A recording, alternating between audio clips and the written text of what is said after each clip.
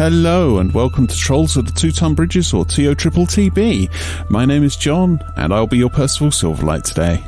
Yes, it has been a while. Thank you for staying with us. We have had various things, various personal issues and good things as well. It's just kind of gotten on top of us a bit. Nonetheless, we will endeavour to put out new content wherever we can. In fact, we have lots of amazing news for you. So, thing the first, we have a Delta Green campaign coming up shortly. It doesn't mean that we are stopping Tomb of Annihilation, it just means extra things. The start of us dropping these episodes will be next month. Keep an eye on our socials for exact dates. As well as that, we've been embroiled in the magnificence that is Actual Play UK. Originally conceived as a Discord channel for lots of UK Actual Play streamers and podcasters to come together, for some bizarre reason, I decided to start running the stream for them. So, I've been getting together loads of really cool Actual Play podcasts and streamers and getting them to play games together. You can find our first few streams on the Actual Play UK YouTube channel, and you can also catch us live on most Fridays. I'll be appearing on the 5th of June with some other really cool podcasters from Realms of Peril and Glory, Modified Roll, Lads on Tour and Snyder's Return. Natalia is appearing in I'm Not Lying on June 23rd, and Nick will be appearing on Mortborg on July 7th and 14th. I should also give a shout out to Daniel from the Actual Play podcast Odyssey, a Babylon 5 story, for allowing Percival to make a special appearance and ruin his day. And with all of that out of the way, here's a very special adventure.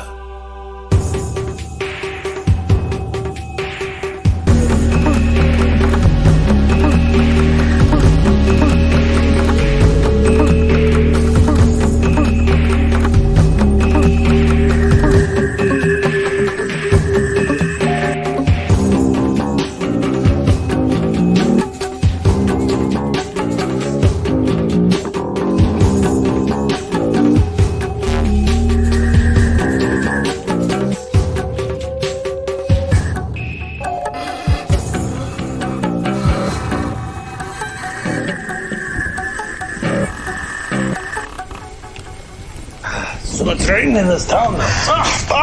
Everywhere. What is this place? The giggling squid. Sounds okay.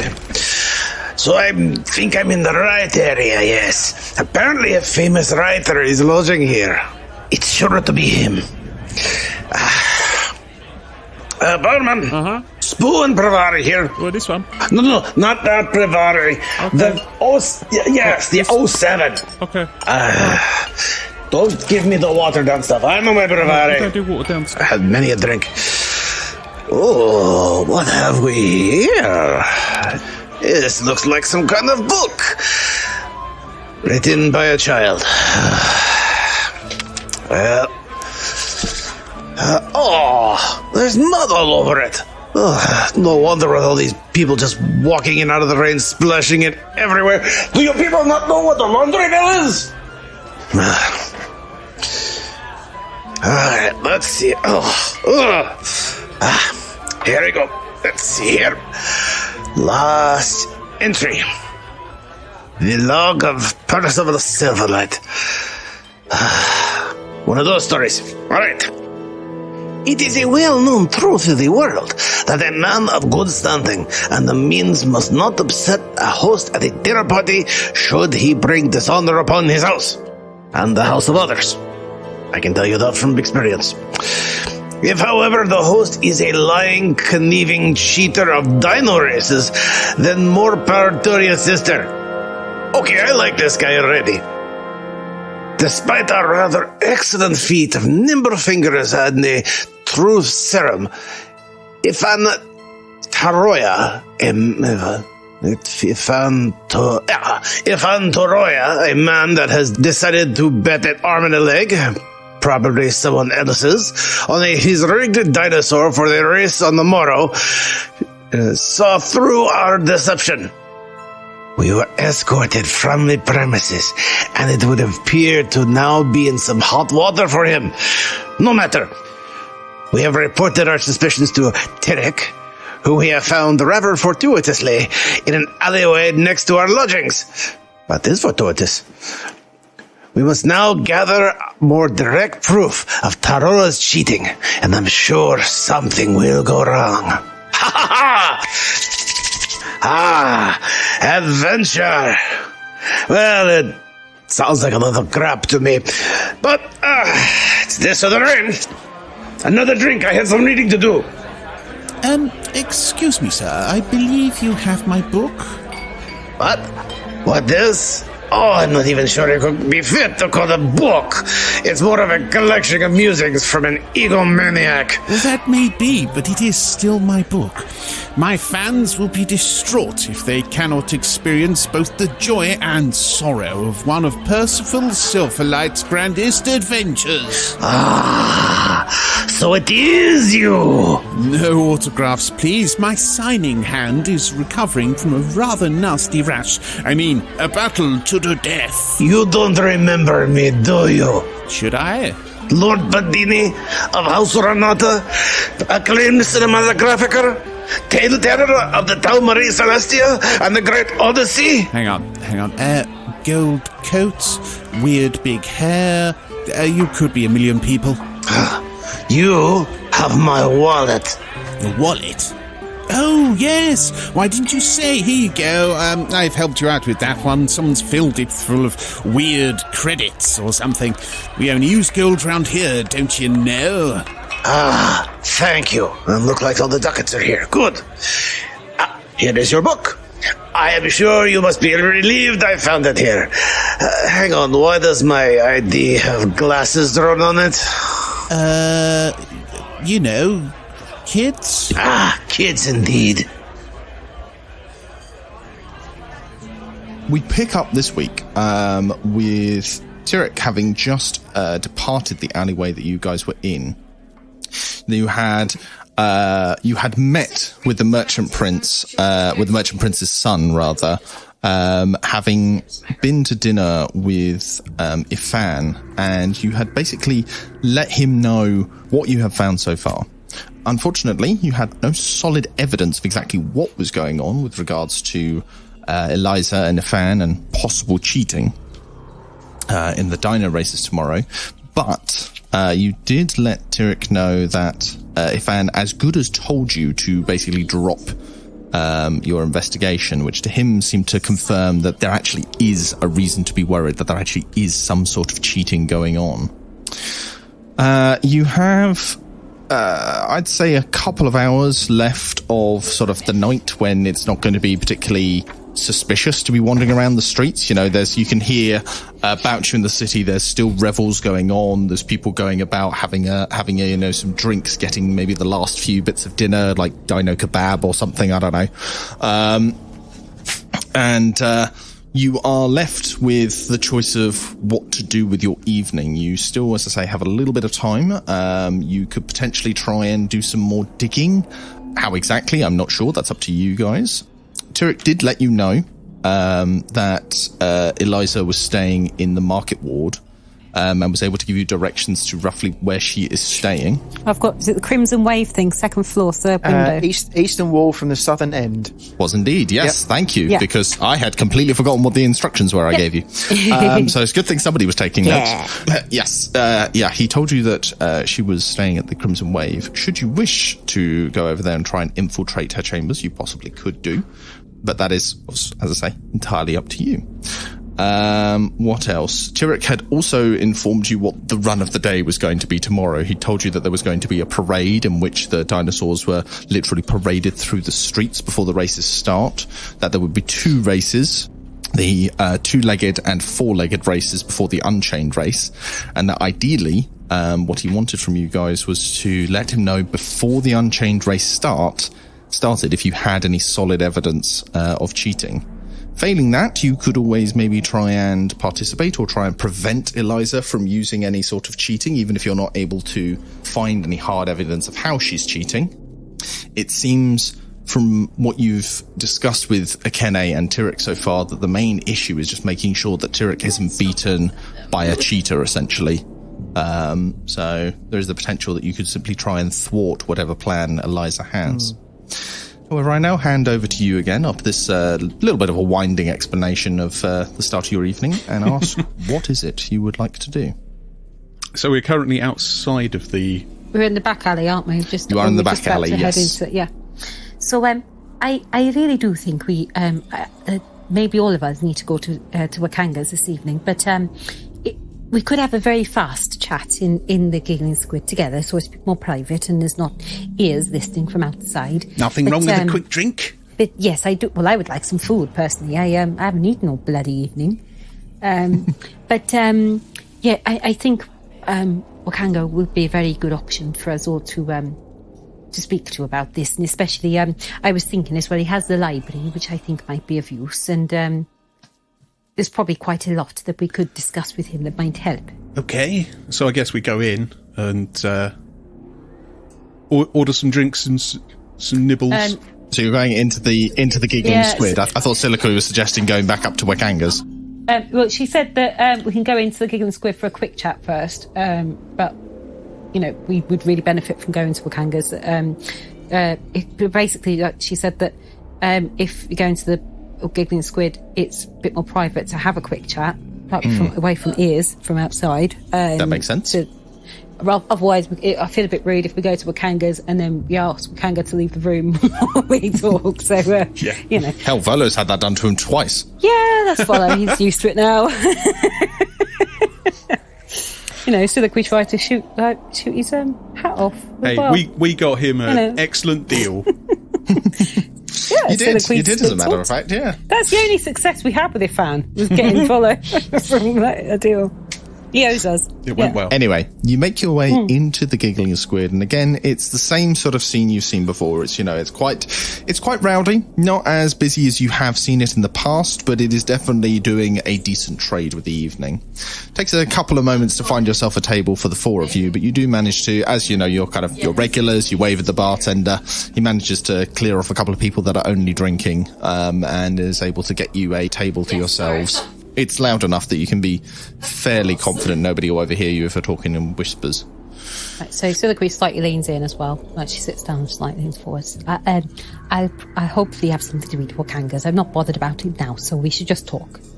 So, Zibby, did I hear you correctly when you said that there was some kind of ring or something like that? Oh, when he was talking to Tyrek? Yes. Yeah, she's got some kind of, I say some kind of ring. It is the ring. I didn't really see it, Zibby, hence why, I didn't know when you told me, but what does it look like? What was the strange thing about it? It's a kind of bronzy colour with a sort of a weird orangey gem on top of it. From what Tyrek said, I was wondering if it might be something she could use to control the dinosaur instead of trying to poison the wee beastie. So like a mind control type thing? Yeah, I was thinking that sort of thing. Would I potentially know what that is? Roll me an Arcana. Done and done. First roll of the evening. No, I don't. That'll be a no. Yep. Got a 9. That's a 9. 9 is not going to do it. No.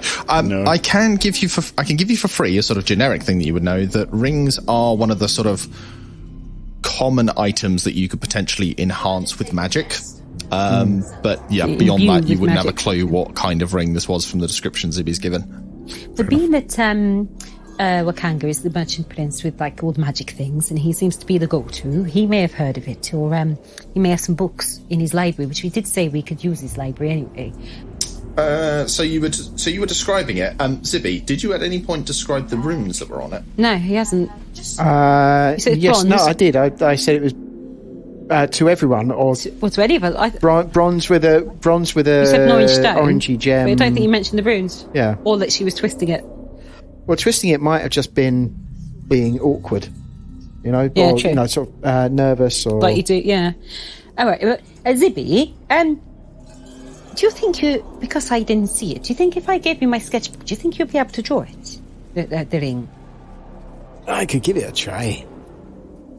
Yeah, I mean, while we're here, it might be worth you trying to draw what you remember. Draws a circle with a bump on the top of it. With words, ring. just in case you'd not realised. Yeah. Mr. DM, what would you like me to roll to see if I can accurately... I think I'd like you to roll me a history check, please. Because it's you trying to recall all the details about it. Yeah. Okay, history. I said I'd draw a ring with a bump on the top with ring written underneath it. Is that what you did? Yep. What did you roll? 6. That's not a bad drawing, Zippy, but how about you describe it to me and I draw it and then you tell me if I'm doing it, if it looks like what you think you saw? Well, you can't do any worse than mine. Arts and crafts wasn't very big where I grew up.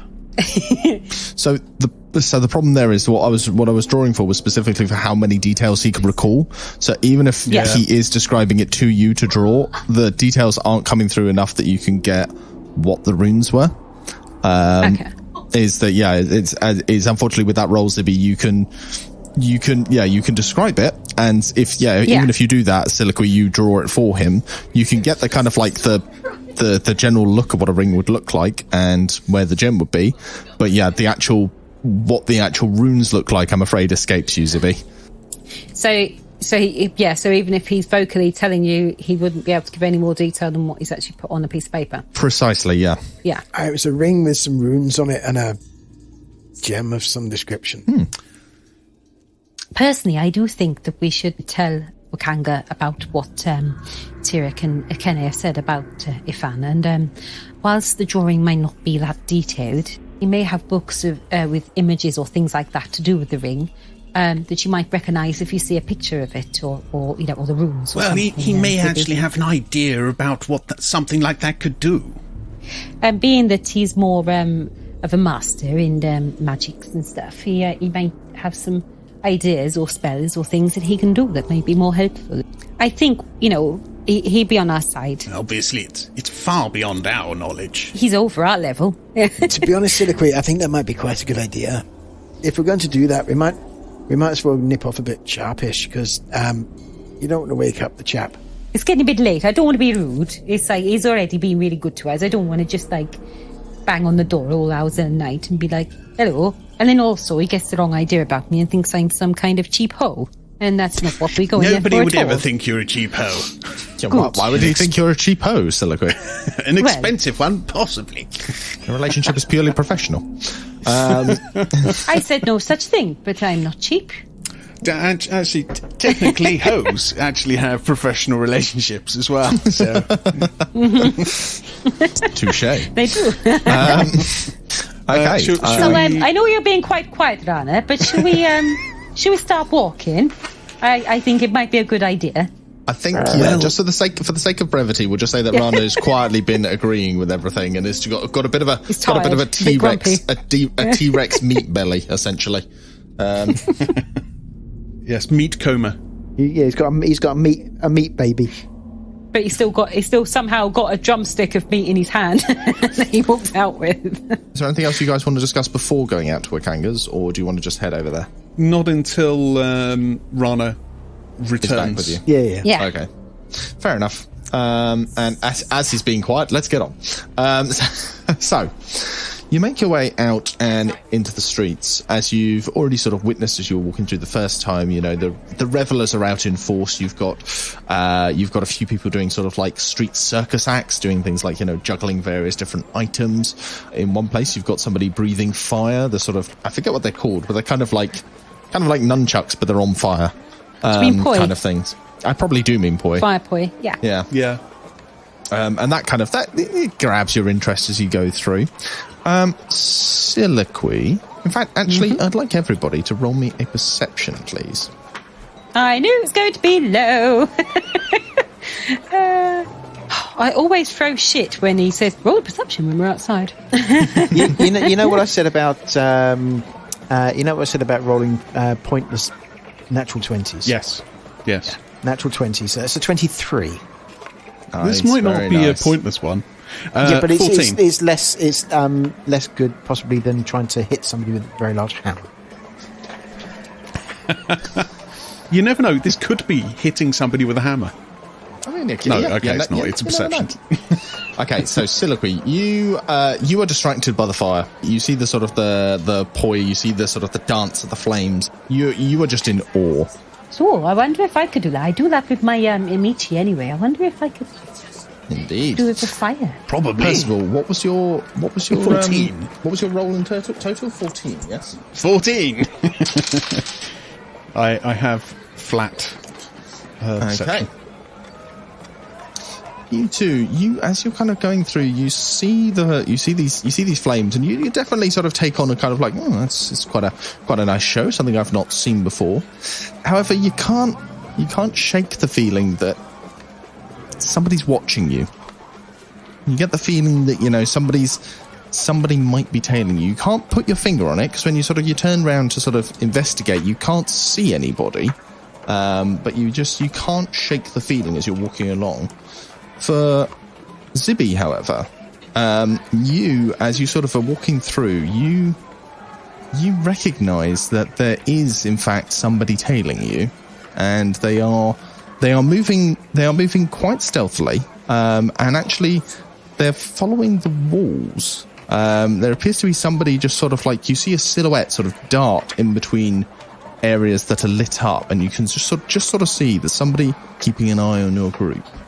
They're out of reach. You'd have to sort of go up onto the city walls in order to get to them, but there is absolutely somebody up there watching you. Without appearing to have noticed the person up on the wall, in fact, he says this to Soliloquy because he knows that Percy will do the exact opposite of anything he says. Don't look. Okay, where? Yeah. It's funny because it's true. Don't Soliloquy, don't look up there. There's Okay. I remember you saying that somebody was following us a little while ago, and there's somebody definitely following us. They're up on the city walls, just keeping an eye on where we're going. Is it to the left or to the right? Wait, I won't look now, but is it to my left or to my right? Whichever way it's the to your walls left. are. Left, yeah. Yeah. Okay. Yeah, so on the city map, it's they're sort of making their way along the outer wall that faces the jungle. I was getting a feeling that I felt like I was being watched, but then I just thought I was getting paranoid. But I don't know who it could be. Did you get any kind of? Did you see what they were wearing or anything like that? With my natural 20, Mr. DM, do I get any other insight into what they're wearing, what they look like? Of course. They are wearing what appears to be quite bulky, sort of quite bulky black sort of cloak. They're definitely trying to sort of like blend into the dark background, and you definitely see a sort of a glint of a sword you recognise as one that belonged to one of the assassins that beat you up in the very first session of this season. Oh, the buggers. Did you just shout Uggins? No, I said, ooh, the buggers. Not Uggins. You cut out and all I heard was Uggins. Uggins. It's that guy, Uggins. Oh yeah, it's not my name in the slightest. So yes, I relay that to Soliloquy as well. Was it the Flaming Fist or something? Was it the... No, Zentarin. it was the Zentarin. Zentarin. Yeah. Yes. Yeah, these guys were three cronies of the Zentarim who, from what you've gathered, are quite high up, possibly. Certainly the city guard when you went down into Malar's throat, the city guard that were on the gate were given orders by the leader of this group of three assassins to not go down, and they were obeyed as if they were, commanders of the City Watch. Even though you know that the Zentarim are not supposed to be the City Watch, they're supplementing the City Watch. Does Zibby tell Soliloquy? Yes, I relayed all of that to Soliloquy. Yeah. Okay. Yeah, So yeah. Soliloquy... He relayed who it was. Although you don't know exactly which one of the three it is, you know it is one of them. Soliloquy carries on walking forward. She grabs hold of the inside of Percy's wrist and says, just keep walking forward, and for once in your fucking life, Percival, don't look around, just keep acting, I would say normally, but I'm not going to say normally because you might not act normal like the rest of us, but just keep cool and do what we're doing, right? Just act like nothing's happening. But Zibby just told me we are being followed, again, by one of those people in the Black Hoods. So, we need to be aware, but don't look around or do anything right now. But just be aware we are being followed. Okay. And Percival just continues to be cool.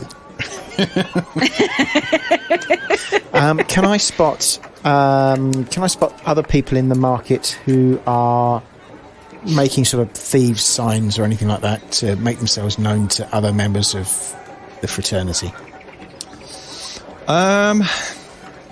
Yeah, actually, yeah, because with your Thieves CANT, you actually you know the signs to look out for. Do you want to make that a bit clearer? Thieves can't. Thieves CANT, yes. Yeah. CANT. No, Alan, you can't do that. It really did sound like that. Christ. Okay. Hey, who is this Christ we keep talking about?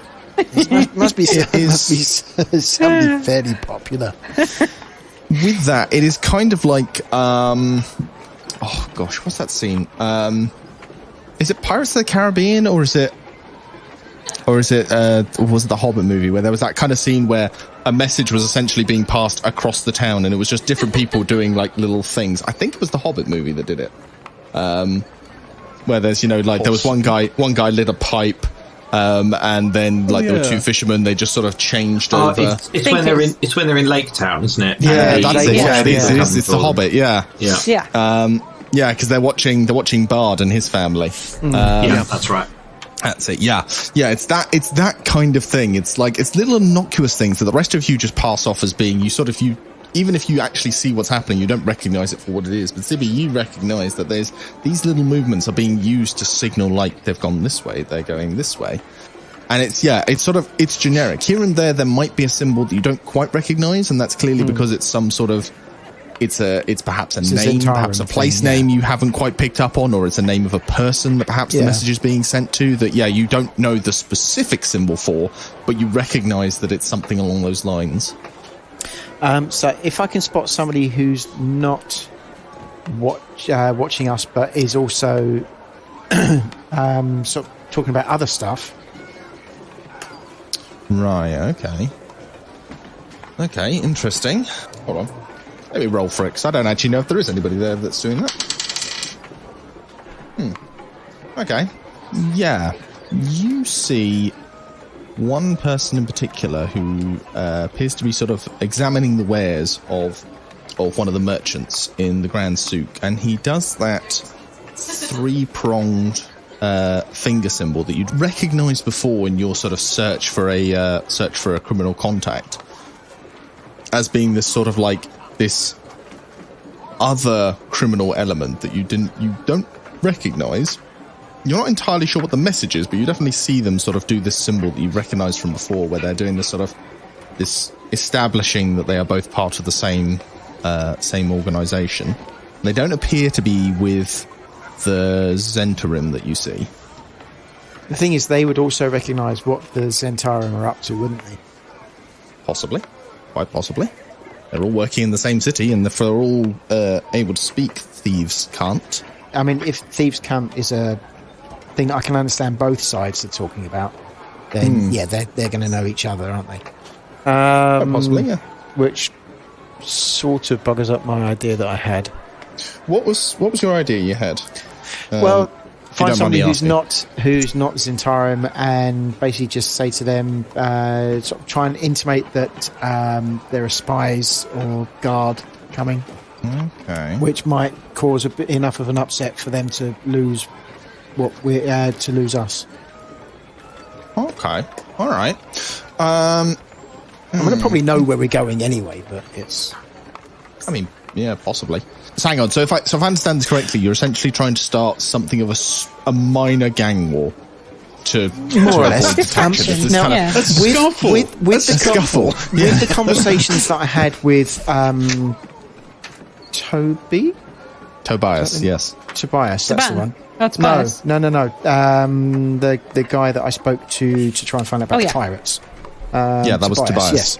Yeah. Would I have picked up any intimation that the Zentarum and this other group are not on the best of terms? From your discussion with them, you would, with Tobias, you would have picked up on the fact that these two seem almost ambivalent to each other, in the sense that it almost seems like you would say that the Zentarum aren't necessarily aware of the second group.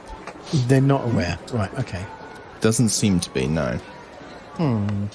Whether or not the three-pronged group is aware of the Zentarum is another matter entirely, but I will give you for free there's this sort of aloofness that seems to suggest that the Zentarum are unaware that there's another. And again, it's potentially criminal. You don't actually know what the business of the other one is. You know that the Zentarum are very definitely using Thieves' CANT. The one with the three prongs seems to be slightly different.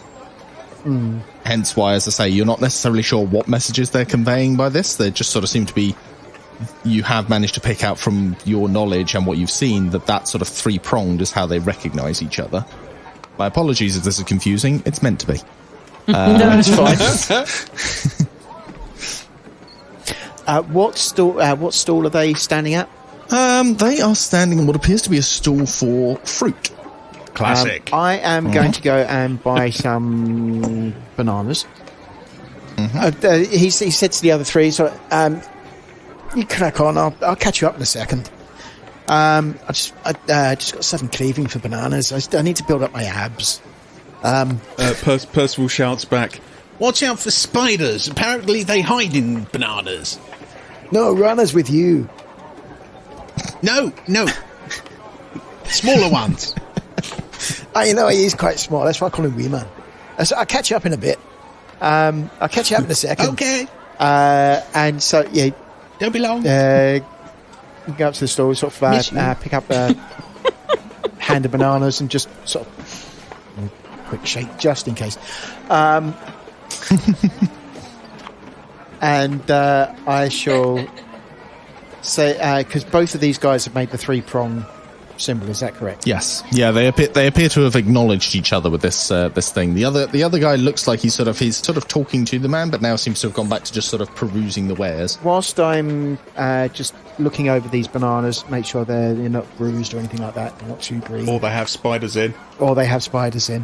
Yeah. I'm going to make a sign that says visiting brother from foreign lands, something like that. I just imagine you sort of asking him for restaurant recommendations or something. That's pretty much.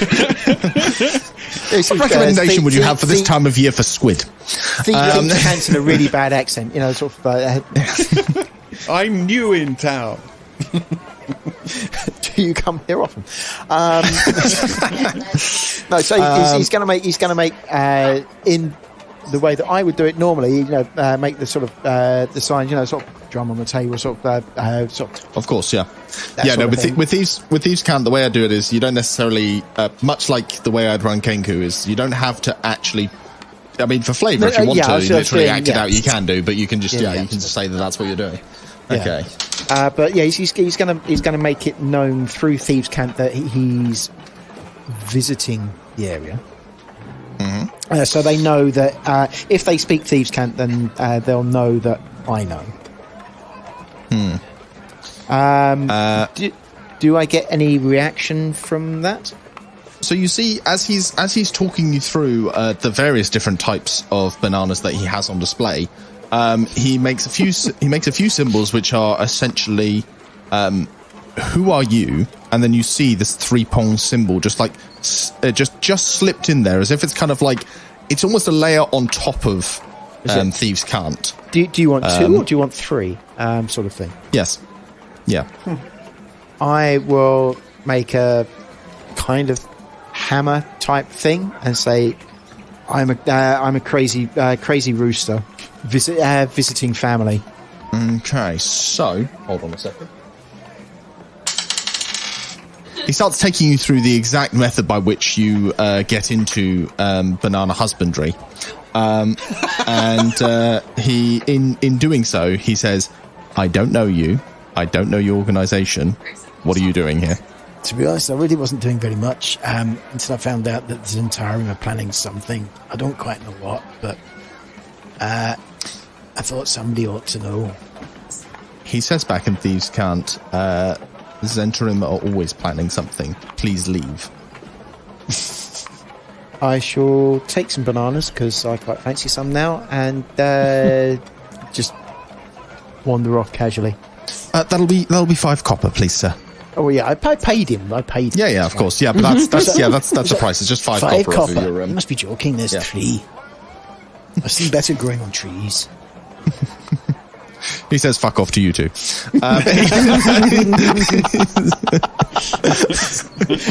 I give him a smile and a wave.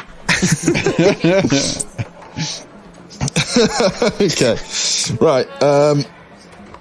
So it takes the others are up ahead of you, but it doesn't take too much because of the sort of crowd. It takes a quick time to actually catch back up with them. You make your way through the merchant's ward. Again, nothing significant happens. There's definitely, again, with that perception that you got, Zibby, you never notice any sort of danger this way or ambush them here or something like that. There's nothing like that. It just seems to be just quiet observations here and there, and they seem to get more frequent, especially as you move up into the merchant's ward and actually the crowds start to disperse a bit more. There's not as much milling around as there was on the lower levels. Did you get some bananas, Zibby? Hey, do you want one? No, they're all straight. I don't like straight bananas. They don't make sense. Rana just wordlessly holds out one hand. I've already got a hand of bananas. I don't need to. Of course he just gives Rana a banana. Rana. Somewhat disturbingly, Rana eats the banana. See, that rhymes. Rana eats the banana by holding it horizontally in his palms and then just biting into the middle of it. Surely he knows what a banana is. He probably does. He lives in the jungle. Yeah. Maybe you shouldn't force your cultural assumptions about how to eat a banana on somebody who's lived with them all his life. That's the point. I was going to say. I was waiting for him to say he unpeels it from the end that we normally think is the wrong end, because apparently that's the right end. Yeah, it's the correct way. It is the right end. Rana, do you not find the outside really tough and bitter? Like the inside's a lot creamier and smoother. The best bit. Do you not prefer the middle rather than eating the outside? Rana says, many fruits are sweet, few are bitter. Bitter is unusual, yes? And then carries on, there's a really over crunching sound. I don't eat the middle bit, it's radioactive. The outside, it would give me terrible bellyache if I ate the outside. Rana just sort of shrugs and then very obviously crunches down on the rubbery skin, like he's he'll wild shape into an animal with a stomach that can deal with that. A monkey, obviously. So I think we've worked out why it is that Rana's toilet time is rather longer than everybody else's. As we skate over this literal toilet humour. Anyway, are we all going to Wakangas? Yeah, are we? That was where I was going with that. Is that yes? Yep. You'd make your way up to okay. As you make your way up to Wakangas, there's no other particular event that sparks your interest. However, as you sort of make your way past the Temple of Sevras, you do notice there is just one other person actually in this area at the moment. It's quite quiet, but this one person walks out of the Temple of Sevras. This sort of fairly old, not wizened, but definitely a sort of very mature Cholton woman, sort of walking with this quite elaborate cane that appears to have this sort of kind of serpentine look to it with a couple of wings at the top. She sort of comes out, nods at you, just sort of smiles and says, "Good evening to you." Just keeps walking on past and heads on down the hill. Ma'am? Good evening to you there, Dean. Hello. A very good one. As you make your way past and up to the gates of Wakangas, the same city guards are there as before. Does Silicui recognise anything to do with the woman? Nope. Okay. Nope.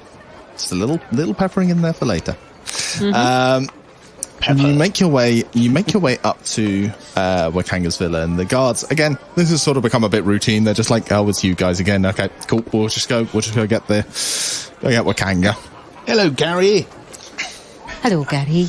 Good evening. Yeah, you're doing. No, Gary's across the way. I'm Tim. Gary's. Hello. Oh, Tim. sorry, Tim. Well, Yeah. Gary's at the temple. Yeah, Gary's at the temple. My name's Timothy. You've met me several times. You never asked me my name. I'm very sorry, Tim. My No, apologies. It's fine. It's fine. It's just my way. Is it Tim or Timothy? Tim to my friends. Tim, very pleased to meet you. You're doing a bang-up job. Keep it up, Tim. Yeah. Making sure nobody gets in. Timothy or is it Timothy? It's Timothy. But you have to spell it with a Z. Yeah. Anyway. Very strange spelling. Anyway.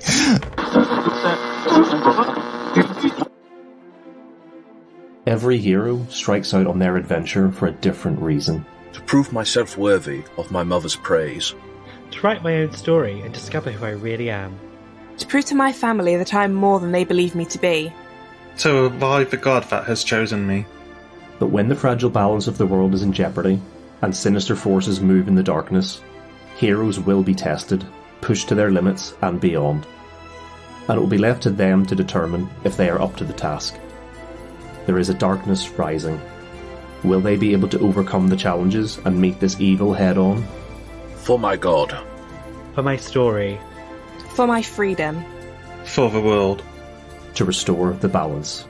Modified Role Season 2, The Chronicles of Erin, a D&D 5e actual play podcast. New season, new characters, new story. Find us on all the usual podcasting apps or at modifiedrole.com.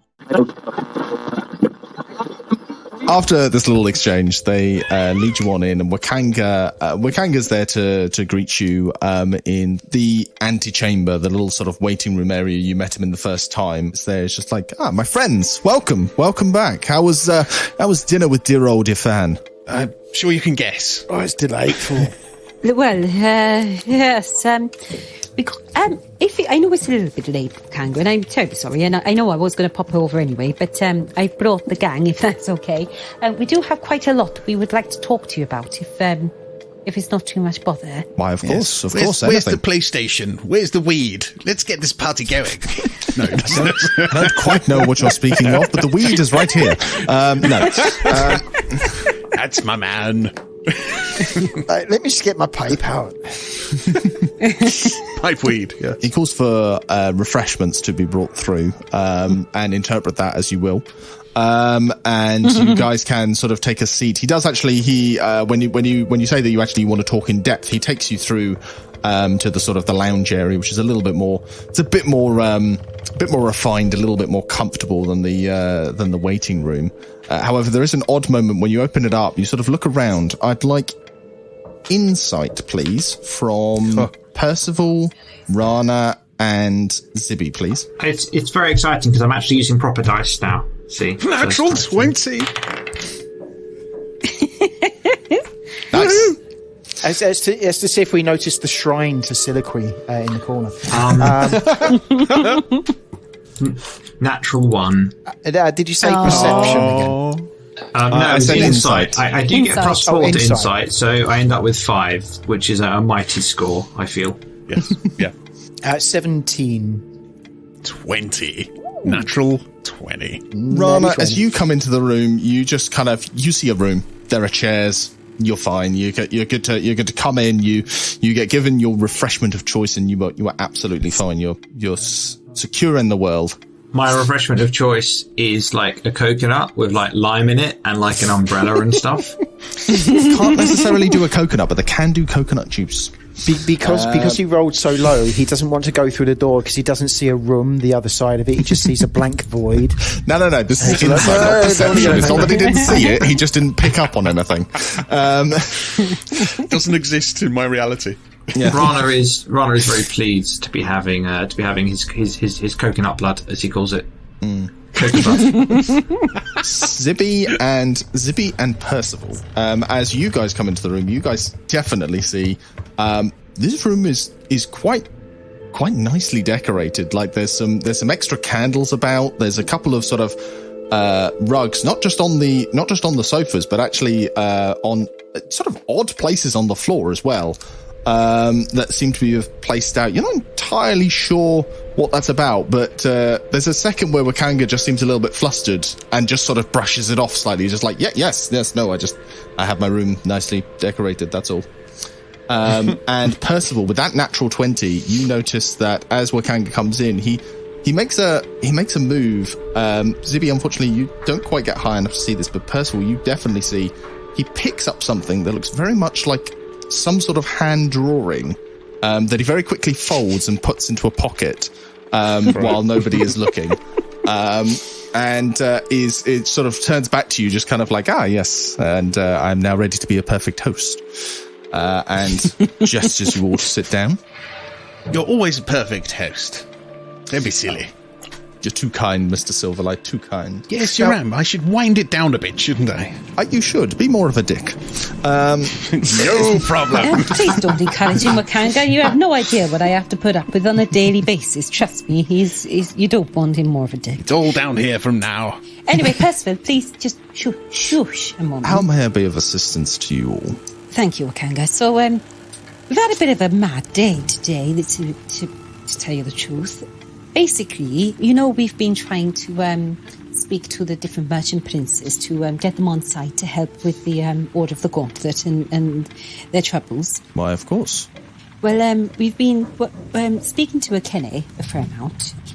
She and her son, Tirik, a lovely guy, spoke to us. And now it's very confidential, so we do need you to, Did we not tell him already? No, you did, Percival. You haven't told the others that you've told him yet. So Siliqui's, yes, Siliqui's carry on. Okay. That's where the confusion lies. Yeah. So, okay, that's fine. Yep. So I'm going to give him a wink as she's talking. So we do need he very slyly just rolls your eyes in your direction. So we do need to. It is confidential. But Akene and Tirik spoke to us and said that they believe that there is going to be cheating in tomorrow's dino race. Specifically, Mr. Silverlight here told me earlier today. Oh, why doesn't that surprise me? Percival in his mouth. But anyway, what? Yes. He alerted me. But anyway. He told me that there was some accusation of cheating that would be happening tomorrow.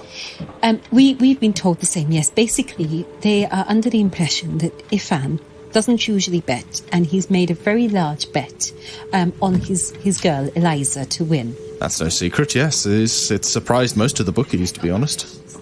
We hung around the dino pins, then we went to speak to Eliza for a bit, and then I'm not entirely sure what Percival was doing today, but when we got back, he told us that we had a dinner date thing with Ifan. I've been scoring you dinner, young lady. So we went to see Ifan anyway, and lovely chap, other than being a dick. Percy fitted right in. Oh, that's right. Well, we went to dinner, and Volo came too, and it didn't go very well, to be honest with you, and he kind of cottoned on to what we were doing, so he escorted us out. Not very happy with us, to tell you the truth. Didn't even get any dessert. Travesty. He's not well known for his dessert, Ifan, to be perfectly honest. I didn't get any bloody dinner, Percival. He's much more of a savoury man than a sweets. He really is. He offered me no vegetables, no nuts, no nothing. Nothing at all. I basically sat and got meat wafted at me. That was all I got. You know how she is with her meat? My dear, have you eaten this evening? No. But did you say anything? And he immediately calls for his servants who go off, and a few minutes later do come back with a nut roast for you. You are so sweet. Thank you very much. Does that one taste of chocolate as well? No, that was a different thing altogether. I think that was a drink of some kind. We wanted to speak to you because obviously you told me that you're one of the main people with the dino races that check for magical goings on to see if there's anything weird and dodgy going on with the races. We check for cheating. I mean, we spoke to Eliza. I tried to get her drunk, to be fair, and get her to spill her guts to tell me things, but it didn't work. I just got accidentally drunk instead. Zibby did mention something to do with a ring, which might be of interest to you. Zibby, did you want to tell Wakanga about the ring? I mean, thing? I didn't recognise it. Wakanga certainly won't know. Percy, let's just see what Wakanga says. I mean, the outside chance that he might have seen something else I understand. that you've not seen. There's always beginner's luck. I understand. I raise my eyebrow at Soliloquy when he's not looking. Actually, I raise my eyebrow at Wakanga when he's not looking. Soliloquy just raises her eyebrow while he is looking. Hey. Wakanga, after your description, he does say, well, rings are one of the, I'm sure you know, one of the common items that can be enchanted to provide magical aid in times of need. Certainly that would not be unheard of. No. But tell me, what did this ring look like? Can you describe it, Master Zibby? Reverend Zibby. That's fine. I'll just forget to call you Prince one day. It'll be fine. It was quite thick, made of bronze, with an orangey stone set into the top of it. It had some runes written around the outside, and for the life of me, they weren't something that I recognised. It's not written in any language that I know. It wasn't Dwarvish or anything like that, because I'd spot those a mile off. She's sitting there. She seemed quite attached to it. All the time we were talking, she was sitting there twisting it and playing with it. So it's obviously something that's quite dear to her. We also noticed when we was at the dino pens as well, the change in character with Bone Cruncher after a while, didn't we? He seemed in temperament. Rana did something quite peculiar. He almost blew himself up, and the dinosaur didn't even notice. I'm sorry. What? It was a druid thing.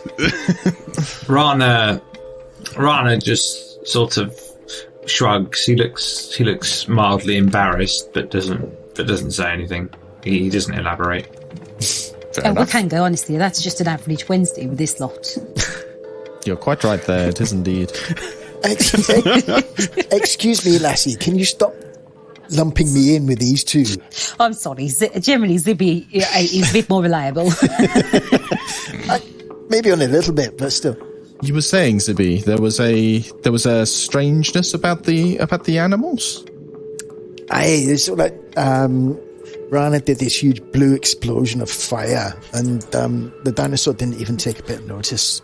It just completely focused on what he was doing. I mean, they are trained. Sounds well trained. They are well trained from birth, but it is peculiar to not react at all. You say a blue flame, like a... It didn't even flicker. I mean, I could understand the fact if he sort of like if he looked and just carried on going, but his eyes did not even flicker. Do you mean like using a trance or something? Yeah, almost. Yeah. Rana sort of shrugs and he says, "I know animals well.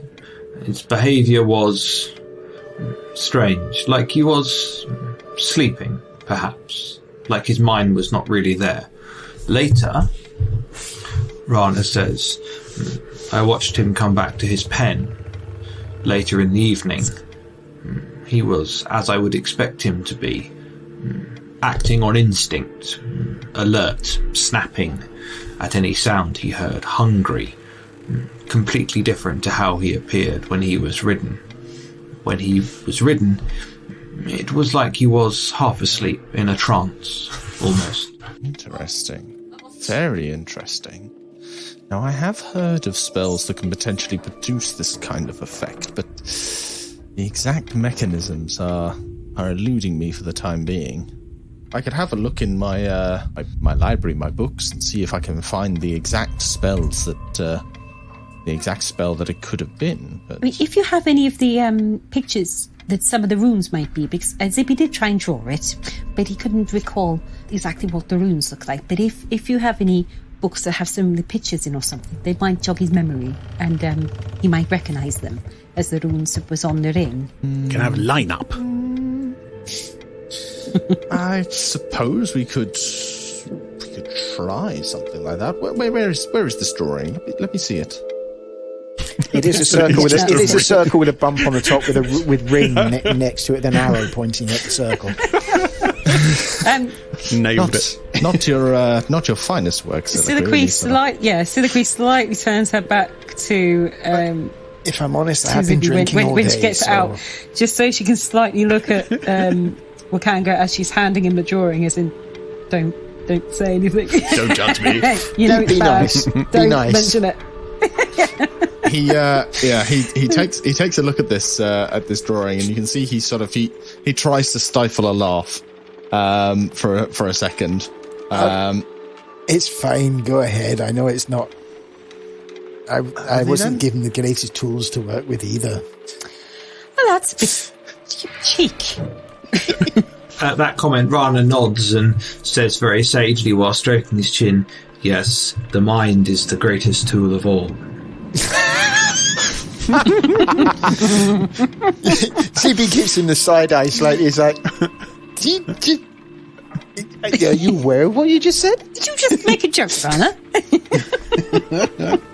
Whereas Rana's just sitting there innocently sucking on a straw, going, 100% yes. As a result of the poor drawing, Wakanga, he just kind of he looks at it. He kind of laughs. I'm not going to lie, but just says, "Well, this is fortunate. This doesn't appear to be a magic item that I specifically recognise. Certainly not one I think I've dealt with in the past. There are rings that I can go and find potential comparisons for.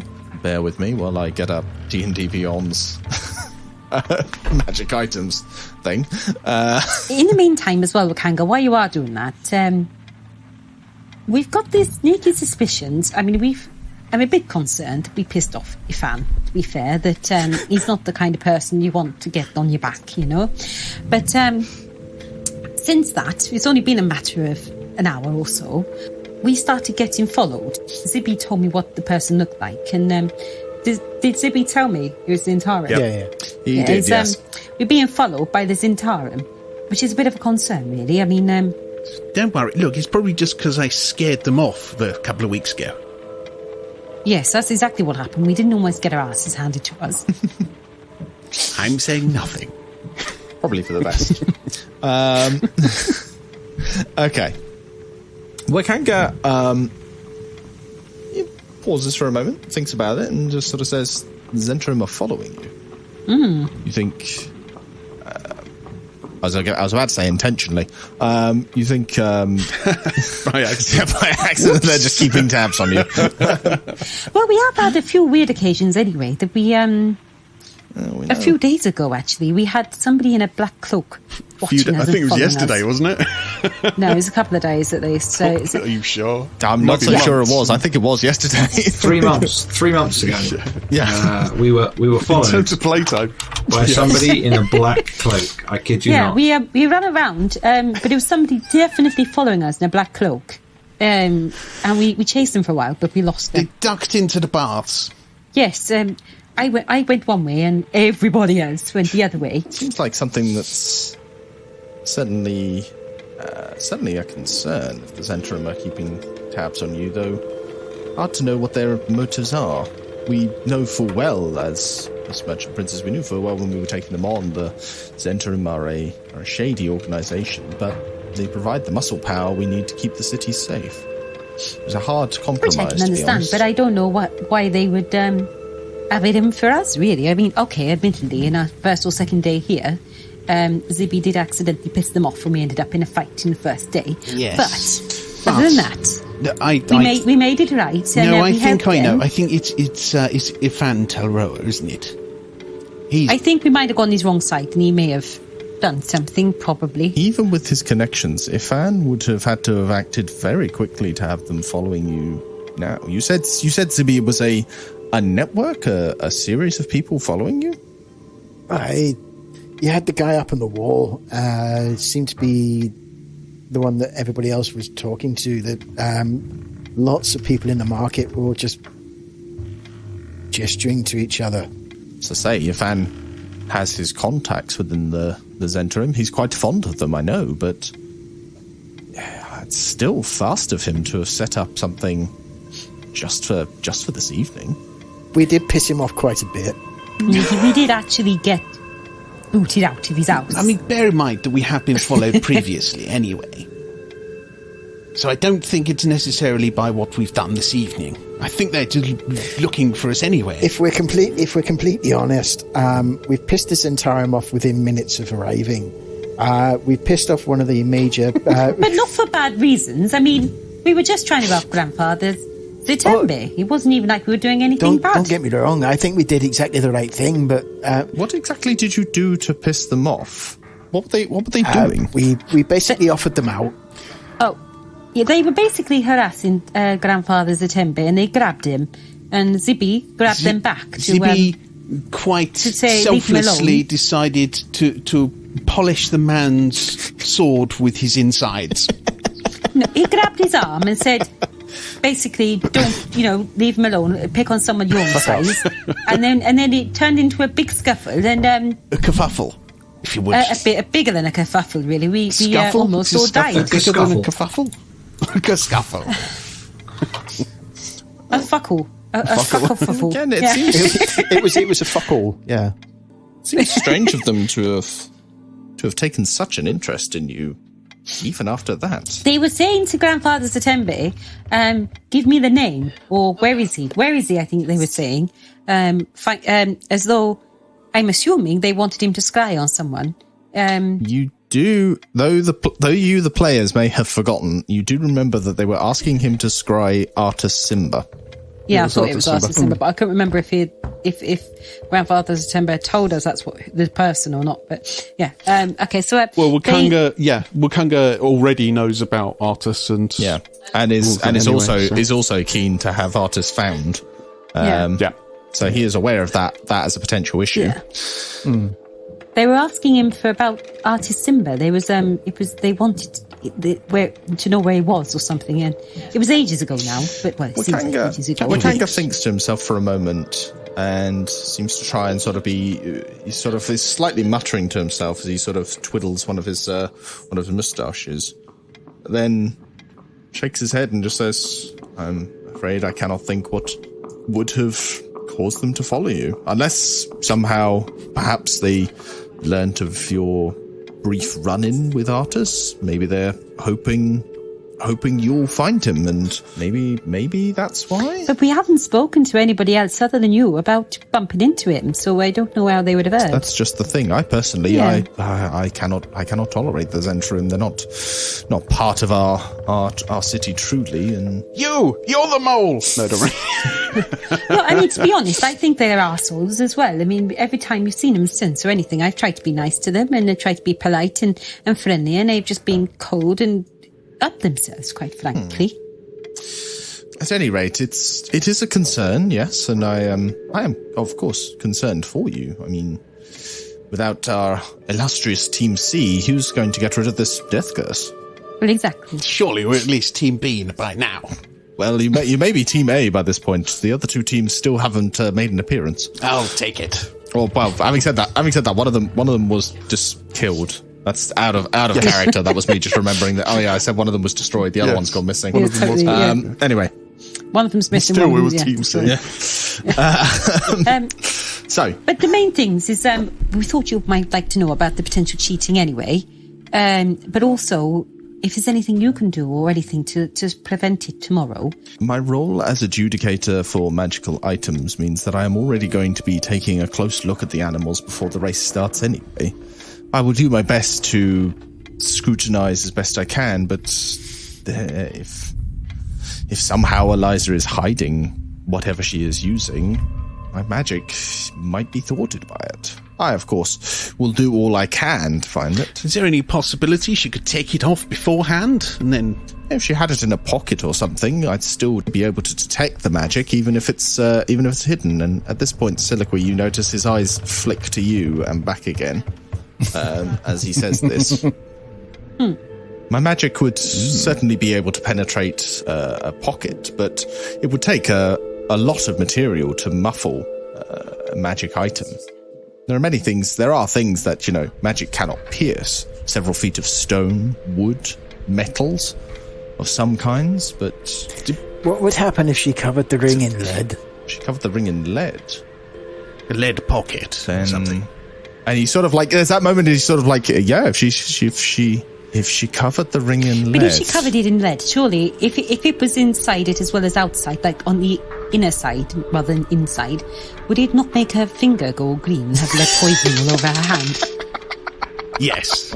She covered... All we need to do is just wait until she pegs it. I mean, it wouldn't make a lot of sense for a magical item to cover it in lead. If you coated it in lead, you have the potential of actually blocking the magic from leaving the ring in the first place. I suppose not if it's going into a finger.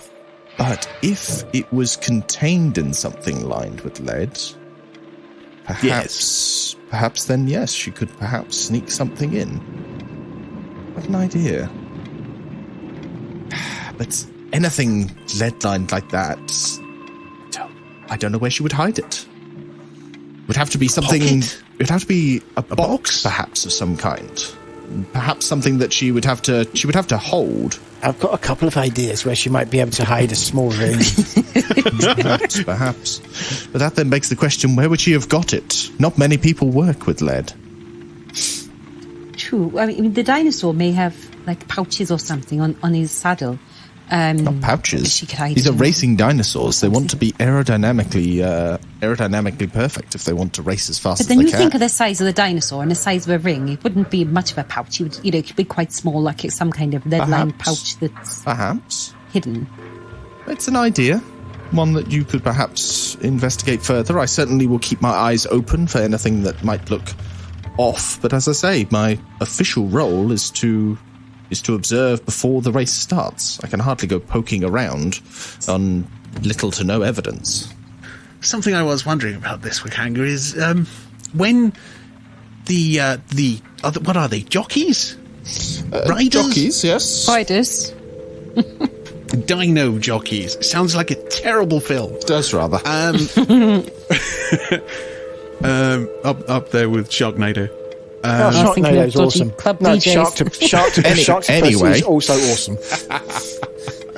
So these jockeys, dino jockeys, is there any point between your kind of scan, your magical ability to tell what's going on with any kind of magical artifacts or anything like that, like after that and at the point where they start the race, do they have any other contact with anybody else? I'm afraid not. Is there a chance that something could be handed over to them? My inspections of the dinosaurs are made right before the race, like while they are on the starting line. I like how Wakanga just said there. He's down with the kids. He is. As he says that, he inspects them while they're on the starting line. There is nobody else, apart from perhaps their handlers, that will interact with the dinosaurs or their riders before the race starts. And the handlers they actually take off the muzzles and whatever padding is used to dull the claws of the animals before the race actually starts. So the handler couldn't technically, when they take the muzzle off and everything, they could actually just hand something over to the rider. It's possible. I mean, they would be being watched by everyone as they did it. It would be a tricky thing to try and pull off, but it is a possibility. Perhaps the dinosaur is controlling a laser rather than the other way around. We've nailed it. I don't think the dinosaur is that smart. I'm not so sure that's how that works. That's what the ring does. The ring makes the dinosaur clever so he can actually use a magical item. This sounds like an excellent book. I want to buy. I also want my name on that title. So that can be by Percival Silverlight, ghost written by Zbigniew Harkonnen. But anyway, Wakanga, do you mind if we do you mind taking us to your library so we can get a start on looking at this stuff? I can certainly, yes. This is a. Perhaps if I brought the books down here, you understand they are. I was going to say, if you prefer to bring some of the books here, that'd be fine by me. I can sit here and smoke a cigar. It is my personal library, and you must understand that I do have something of a hoarding problem. Would you mind if I come with you to give you a hand? I do need to have a quick word with you anyway. Is that all right? Roll me a persuasion. I won't judge you. I won't judge you, or I won't touch you. Because the second one is definitely going to the second one's going to make you roll a disadvantage. It's 8, so it's not very high. 8. Unfortunately, that's Wakanga. He smiles briefly and he says, "I'll be back down very soon. Just hold on 1 second." Although, because he's got a thing for her, can she roll at advantage? See, the tricky part is that, because it's a secret library, that's sort of like he doesn't really want somebody to come up there with him. So I'm going to say the room we're in, is there a balcony? Is that where all the bodies are? Yes. Or is it his weird, like, red room of pain? Yeah, basically. There isn't a balcony. However, for the lounge, hold on, let me just double check. Does the lounge have a way out to the garden? Has he got his mother in a rocking chair? It's pretty cute. His skin suit. It doesn't have a door out to the gardens, but it does have windows looking out into the gardens. The lounge. Are we at ground floor or are we at first floor? You're at ground floor. Wakanga says he's going to go up to his private library. In that case, Zibby says, "I'm just going to go into the garden for a minute and literally just open the windows and just slide out into the garden and go and have a cigar." Wait, you're just going to climb out the window to get into the garden? What? Yeah, you said there was no door. I think he meant doors, I think he meant like conservatory door type, like the. Oh right, yeah, no, doors yeah. into the garden, Dive not out actually of the climbing window. through a window. You said there were no doors into the garden, so. Okay, yeah. Wakanga is able to. Wakanga is able to direct you towards the door to the garden if you want to go out there. I'll just wander out into the garden. Wakanga leads you out, Zibby. So if you want to follow him out, yeah. He shows you that to the east, so left as you go out the door, there is a door that leads you out into the gardens. And he basically points you that way, and then he starts heading off. To head up the stairs and start going to the roof. So for you, Zibby, you have just moved out there, so you can see what the garden looks like. The rest of you, Wakanga has left the door open. Are you guys going to just sit in there for the time being? I guess so for now. For me, yeah. Rana is starting to fade a little bit in terms of his awareness. Just in the basis that it's been a long day. Like he's wild shaped twice. It's really late, so I think Rana is going to pretty much just sort of doze in the nearest chair, because I think Rana is pretty beat at this point. He spent a large portion of the day as a spider on a wall avoiding a dinosaur. And has been awake. Yeah, it's been a long day. Yeah, it's been like and then chased Benny and Hill then run style. around carrying a dead Gatsby for quite some time. It's been a significant day. He's been awake for like 14 hours at this point. That's 15 hours, and he's pretty shattered. So, Soliloquy and Percival, is there anything particular you guys are doing in your room, or are you just sort of sitting and waiting? Soliloquy's just going to she's going to look around the room. Does she notice anything in the room? Roll me an investigation. Why can't I roll at the moment? 2. Right, plus so 3. You see nothing odd in particular. Just it looks same as usual, to be honest. Okay. Yep. Percival, I assume you're just sort of sat there as well, or is there anything weird you want to do? Anything weird I want to do? Always. I am Percival. I know. I'm just giving you the option to do something weird if you want to do something weird. I'm gonna follow Zibby out into the gardens and light up a cigar. Okay, you're going out with Zibby. Okay, I'll just move you out there so that you guys are together. Okay, there I am. Yeah, cool. Okay, so Zibby, with Percival having followed you, what are you up to? Where are you going? Are you just literally having a look around? Yeah, just having a mooch around the garden, see what I can see. Okie dokie. You can see trees. There are so to your left, there is one tree that has this sort of like bench built around the trunk that you can sit on, and around the sort of walls there are a couple of torches that look like they've been lit up with continual flames, because they don't really, as you sort of go and look at them, you try and go like light your cigar or whatever it is you're smoking on there. Percival, Zibby, you might not have done that, but Percival, if you're lighting up like a cigar, you kind of maybe go to try and like light it, and because it doesn't give off any heat, it doesn't actually light the cigar. That's fair. More of an illusionary flame rather than a practical flame. I mean, to be honest with you, I'd like to just kind of come in after Zibby and just be like, I hope you don't mind if I join you for a quick cigar. Oh, hey, no, of course not. It's fine. Bearing in mind that because I've got prestidigitation, I can just basically just click my fingers and spark up the cigar, so it's fine. I don't have to worry about. I almost feel like Percival scratched a match on the bottom of his boot and hands it over to Zibby, who's just like, it's right, I've got my own. I'm good, thanks. Yeah, well. And Percival just chucks the match over his shoulder without blowing it out. Hold on. Or Karen, he's throwing shit all over the place. Yeah. Someone else will get that. Okay, good. Yeah, it goes out against the wall.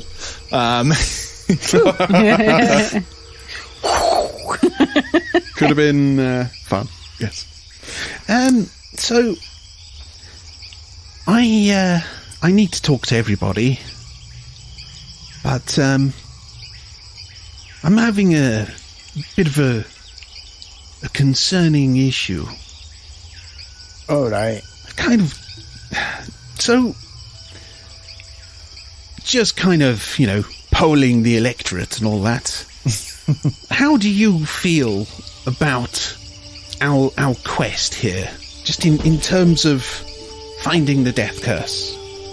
How important do you have that in your mind? It is very important to me. It's the main thing that that the abbot has asked me to do. In fact, it's one of the only things that the abbot has asked me to do. So I'd rather not fuck it up. I can understand that.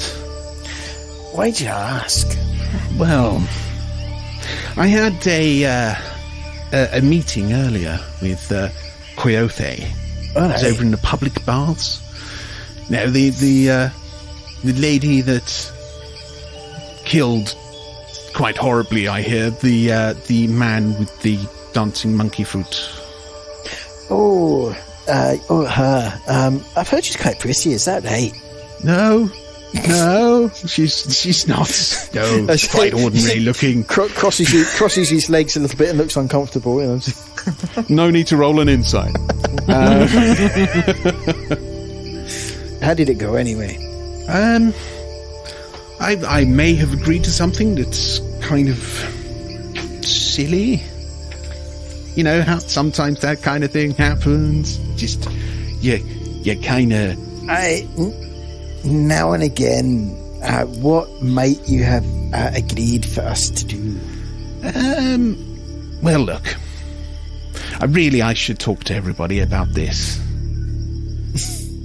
but I suspect that to win over Quixote, we need to make it look like somebody's dead.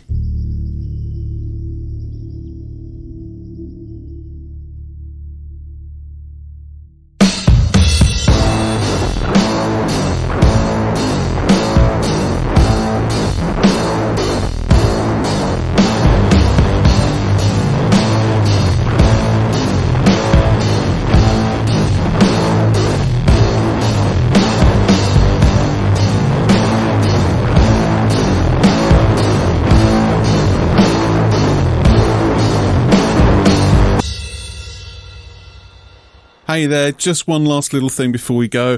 I want to say thanks again to Daniel from Odyssey, a Babylon 5 RPG, as Lord Padini Foglio in our intro earlier on. You can find Odyssey, a Babylon 5 RPG from Temporal Playground Productions on YouTube or wherever you can get podcasts. So that's www.temporalplaygrounds.com/B5 Odyssey or youtube.com at Temporal Playground Product I8919.